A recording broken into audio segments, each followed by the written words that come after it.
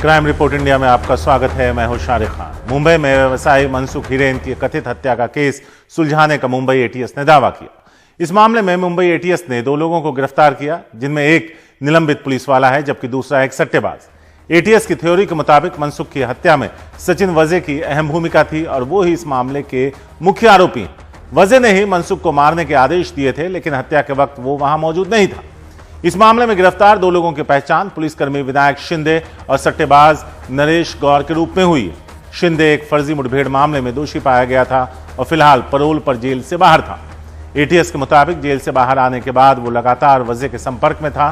ATS ने यह दावा वजे और दूसरे लोगों की मनसुख से बातचीत के कॉल रिकॉर्ड्स के आधार पर किया है। सुनील सिंह है हमारे साथ इस बारे में ज्यादा बात करने के लिए। सीधे सुनील के पास चलते हैं। सुनील, ये जो 2 लोग पकड़े गए हैं, इसके पीछे का आधार पुलिस क्या दे रही है? और एटीएस के एसीपी ने ये फेसबुक पोस्ट के जरिए इस बात का खुलासा किया कि ये कहां तक सही है इस तरह से किसी केस के बारे में फेसबुक पर लिखना?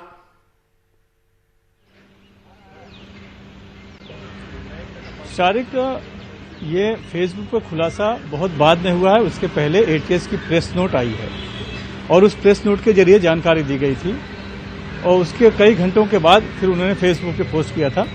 उस पर सवाल उठाया जा सकता है, लेकिन उनकी टाइमिंग ऐसी है कि पहले अधिकृत तौर पर जानकारी देने के बाद उन्होंने किया है। दरअसल इसके पीछे की जो उनकी मेहनत थी और जितना उन्होंने उसके परिश्रम किया था और अपने जैसा कि उसमें लिखा गया है कि उनकी अब तक की सबसे बड़ी पेचीदा केसेस में से एक है, तो उत्साह में आकर उन्होंने उस तरह की फेसबुक पोस्ट की होगी और अपनी टीम को धन्यवाद देना चाह रहे होंगे, ये हो सकता है।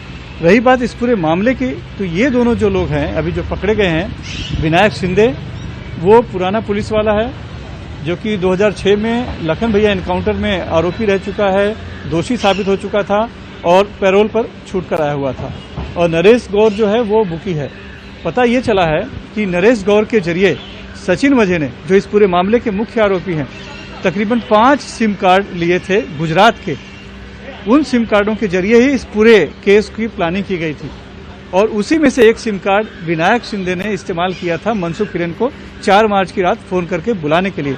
तब उसने खुद को कांदीवली क्राइम ब्रांच का तावड़े का नाम से बुलाया था उन्हें, और उसके बाद उन्हें बुलाकर घोड़बंदर रोड पे कुछ, अब ये साफ नहीं है कि विनायक शिंदे ने खुद होकर हत्या की या उसने मनसुख हिरेन को बुलाकर किसी को सौंप दिया और फिर बाद में उन लोगों ने हत्या को अंजाम दिया और फिर शव को ले जाकर मुंब्रा के रेती बंदर में फेंक दिया गया। इस पर अभी तक एटीएस ने कोई जवाब नहीं दिया है और हत्या कैसे और कब की गई ये अभी तक सामने आना बाकी है। उम्मीद की जा रही थी कि इस पर कुछ खुलासा होगा, लेकिन अभी तक उस पर एटीएस ने खुलासा नहीं किया है, तो इसका अभी इंतजार है। लेकिन इतना जरूर है कि जो शक पैदा किया गया था कि मनसुख हिरेन की हत्या की गई है और ये पूरा गवाह और सबूत मिटाने की कोशिश का नतीजा है, वो अब साफ हो गया है। और तो सचिन वजे जो फिलहाल जो आरोपी हैं और गिरफ्तार हैं एंटिलिया के पास स्कॉर्पियो कार को रखने के लिए, प्लांट करने के लिए, आतंकी साजिश बनाने के लिए, वो अब मनसुख की हत्या के भी आरोपी हैं और इस मामले के बाद उस पर भी उनकी गिरफ्तारी होगी और तब शायद ज्यादा कुछ उभर कर सामने आ सकता है। और बड़ी बात यह है कि दोनों ही मामले अब एनआईए के पास जा चुके हैं, तो एनआईए इस कड़ी को आगे बढ़ाएगी। शुक्रिया सुनील सिंह इस पूरी जानकारी के लिए। तो एटीएस दावा कर रही है कि हत्या के इस मामले को सुलझा लिया गया।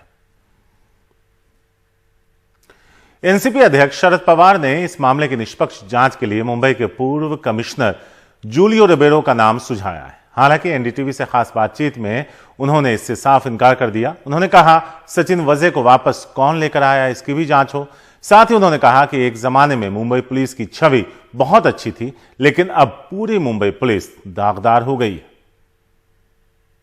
क्या आप ऐसी जांच के लिए तैयार हैं? आप जांच करेंगे क्या गृह मंत्री अनिल देशमुख की और परमवीर सिंह की?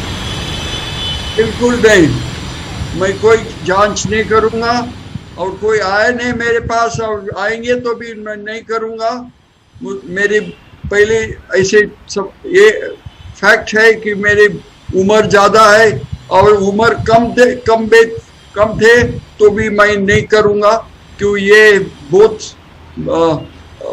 ट्रिकी मैटर है और ये हम इनके सब पॉलिटिकल मैटर है और करप्शन मैटर है और ये सब बहुत बुरा तरीके से लोगों के लिए, पब्लिक के लिए बहुत बुरा है, बहुत बुरा है।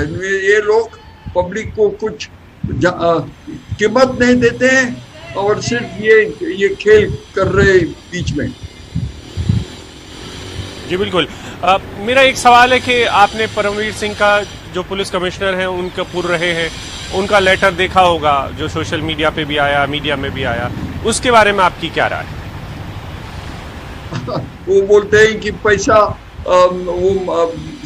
अनिल देशमुख साहब ने उनसे, उनके जूनियर को बुला के पैसा गोला करने के लिए हुक्म दिया है।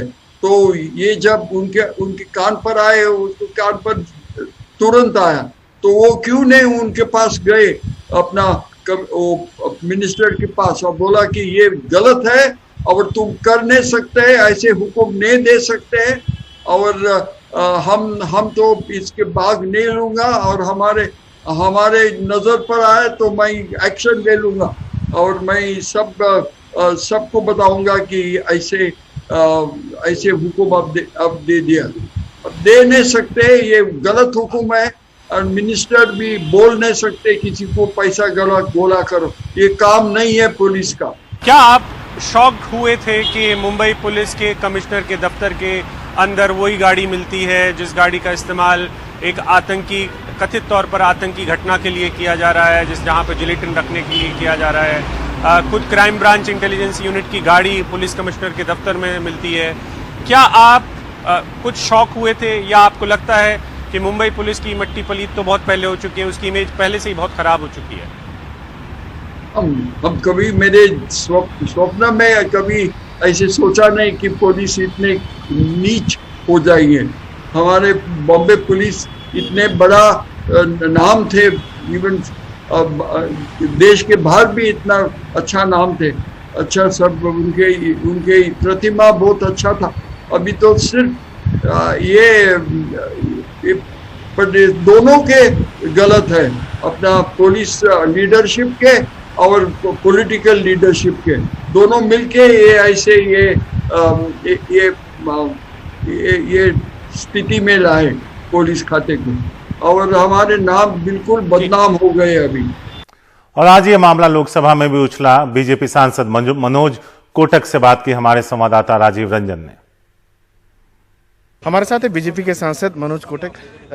एनसीपी कह रही है कि वो अभी इस्तीफा नहीं देंगे अनिल देशमुख, खासतौर से अनिल देशमुख ने ऐसी कोई बात बताई है कि जिसके कारण एनसीपी सुप्रीमो और उसकी पार्टी अब उनका इस्तीफा लेने से परहेज कर रही है। हम यही जानना चाहते हैं कि ये बात कौन सी है, ऐसी कौन सी बात आ पड़ी कि 2 दिन पहले तक अनिल देशमुख के इस्तीफे के ऊपर चर्चा हो रही है, मीटिंगें हो रही है, और अब एनसीपी के मुखिया यह कहते हैं कि इस्तीफा नहीं होगा। इसका मतलब है कि अनिल देशमुख के पास ऐसा कोई राज है, जो राज परमवीर सिंह ने उगला कि 100 करोड़ रुपए की उगाही की बात जब उनको ट्रांसफर किया गया तब की गई, तो शायद अनिल देशमुख को इस्तीफा देने के बाद वो भी ऐसी कोई राज की बात करेंगे, ऐसी शरद पवार जी को शंका है। लेकिन वो कह रहे हैं कि कोई भी जांच कराने को तैयार है, खासतौर से रेवेरो जैसे अधिकारी उनका जांच कराने को तैयार है। आरोप लगाने से कुछ नहीं होता है। सीबीआई की जांच आवश्यक है, एनआईए की जांच का दायरा बढ़ना चाहिए। रिबेलो साहब के लिए हमको भी मान है, लेकिन उनकी उम्र के हिसाब से वो 92 वर्ष कर, उन्होंने भी इसके बारे में कहा कि आउट ऑफ ब्लू कैसे मेरा नाम लिया गया, उनको भी इस बारे में शर्मसार है, ऐसा उन्होंने स्टेटमेंट दिया है। तो मुझे लगता है कि केंद्रीय जांच इसके ऊपर होनी चाहिए, सीबीआई की जांच होनी चाहिए, और तब तक गृह मंत्री का इस्तीफा ताबड़तोब होना चाहिए। एक अंतिम सवाल के वो ये कह रहे हैं कि खासतौर से बीजेपी और आप लोग जो जानबूझ के सरकार को अस्थिर करने की कोशिश कर रहे हैं। परमवीर सिंह कल तक उनका लाडला अफसर था, एपीआई सचिन वाजे उनका लाडला अफसर था, अब ये सब खिलाफ होने के बाद वो बीजेपी का नाम ले रहे हैं, ये गलत बात है, ये उन्हीं के पाप है और उन्हीं को धोने हैं। ये थे मनोज कोटक, जिनका ये कहना है कि ये सब कुछ जो है शिवसेना और एनसीपी का किया जा रहा है। नई दिल्ली से राजीव रंजन, एनडीटीवी इंडिया।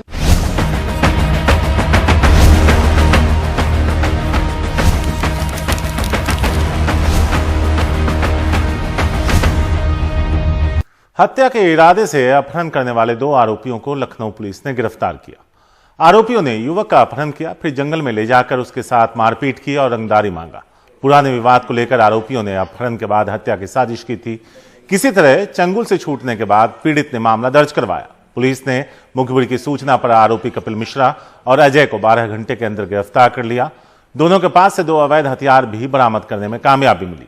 बदमाशों को गिरफ्तार करने वाली टीम को 10,000 के इनाम की घोषणा भी की गई। बताया जा रहा है कपिल मिश्रा का पिता सरकारी नौकर है। अलीगढ़ में एक निजी संस्थान में यूपी पावर कॉर्पोरेशन की परीक्षा के दौरान अभ्यर्थी की जगह फर्जी तरीके से परीक्षा दे रहे 2 लोगों को गिरफ्तार किया गया।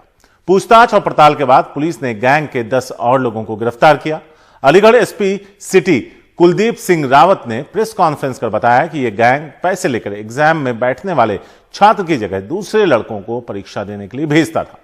पुलिस ने इनके कब्जे से 50,000 नगद, 2 गाड़ियां, 11 मोबाइल और 150 प्रवेश पत्र भी बरामद की। पुलिस ने बताया कि पकड़े गए लोग यूपी पावर कॉर्पोरेशन ही नहीं, नेवी, रेलवे, एनटीपीसी और दिल्ली पुलिस की परीक्षा में भी नकली परीक्षार्थियों को भेजा करते थे। और अब नजर डालते हैं क्राइम रैप पे। आंध्र प्रदेश के पश्चिम गोदावरी जिले में 2 कांस्टेबल गिरफ्तार किए गए। इन दोनों पर 8 लाख रुपए चोरी का इल्जाम। आरोप है कि ये वीरावसाम रम में एक पुलिस स्टेशन से बड़ी रकम चुराते पकड़े गए। पुलिस स्टेशन में 15 मार्च को कैश लाया गया था, जिनमें से ये दोनों कांस्टेबल 8 लाख रुपए चुराते हुए पकड़े गए। पंजाब के तरनतारन जिले में पुलिस के साथ निहंगों की झड़प हो गई। इस झड़प में पुलिस के 2 एसएचओ घायल हो गए। उन्हें अमृतसर के अस्पताल में भर्ती कराया गया है। पूरे मामले की जांच एसएसपी खुद कर रहे हैं और इस टकराव के कारण तलाशी जा रहे हैं। जालंधर के विवेकानंद पार्क में मर्चेंट नेवी में काम करने वाले व्यक्ति ने शराब के नशे में गोली चला दी। दरअसल विवाद 2 बच्चों की मामूली झगड़े के साथ शुरू हुआ, लेकिन पास मौजूद लोगों ने दोनों परिवार को समझाकर घर भेज दिया। कुछ देर बाद उनमें से मर्चेंट नेवी में काम करने वाला एक व्यक्ति शराब के नशे में बाहर निकला और पार्क में अपनी गन से फायरिंग कर दी। तो आज इस शो में इतना ही। हमें दीजिए इजाजत। नमस्कार।